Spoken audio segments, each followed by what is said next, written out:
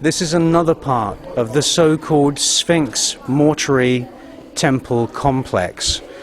And what you're looking at is these gigantic, polished rose granite columns and the so-called trilithians. And this is very, very, very similar to the architecture of stone circles such as Stonehenge, which we find in ancient Europe.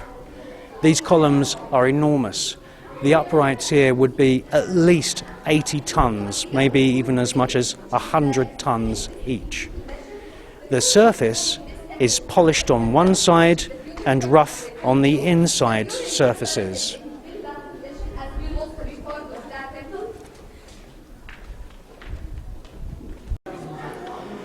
Okay, here you see very, very complicated stone blockwork. Remember, this is meant to be the mortuary temple, the place where the pharaoh was turned into a mummy. Just look at the size of these blocks. They are absolutely gigantic, and look at the complicated way that these blocks have been actually fitted together. It's obviously designed to withstand earthquakes, tornadoes, and other natural disasters. In actual fact, this is virtually megalithic, Neolithic architecture. In actual fact, it sort of in a way not only resembles the stonework of the Incas of South America, but it also resembles the trilithians of Stonehenge and other stone circles in ancient Europe.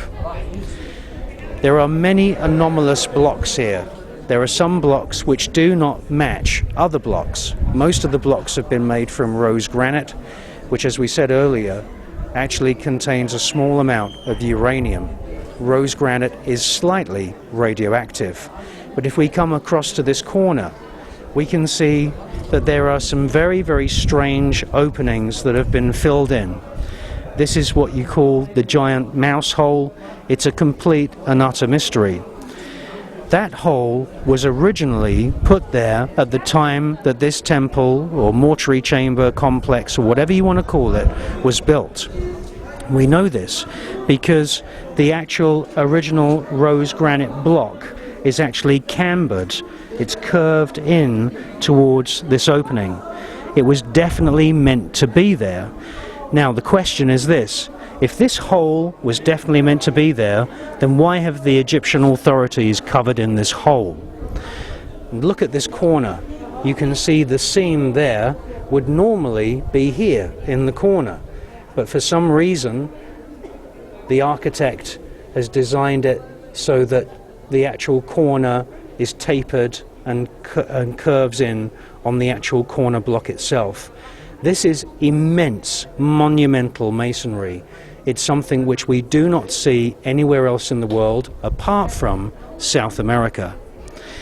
Then to the left of this block we see an interesting joint. and we can see a rough edge, exactly the same as we can see in the wall of the king's chamber to the left back of the sarcophagus. Someone has been excavating this particular stone, and if we take a long view we can see that there is a clear colour difference between the rose granite there, the rose granite there, and the colour of this block, which is actually a volcanic material called diorite. Coming along here we see another difference, and this is also diorite. And also there's another big difference. The surface of the rose granite is very, very rough, and yet this is polished and smooth. Why? I believe that this diorite block, this huge block, is not actually a solid block. I believe that it's actually a doorway. And the reason I say that is because on the rose granite block we have a curved edge. You can see that this curves in to the actual seam. It curves into the joint. However, this diorite block has almost a sharp corner.